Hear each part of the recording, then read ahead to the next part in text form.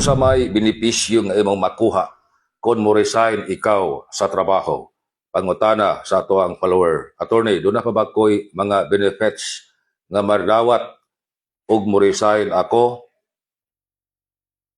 Yes. Og voluntary ang resignation. Buti pasabot, wa kapugsa sa pag-resign.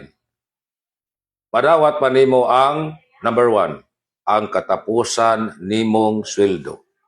Ikaduha, ang imong 13th month pay. Ikatulo, og na-cover ikaw sa service incentive leave. Ang labor code nag-ingon nga ang trabahante dunay 5 kadlaw nga service incentive leave with pay matag tuig. Ug wa nimo nagamit ang imong service incentive leave gikan sa pagsugod nimo og trabaho hangtod resign ka,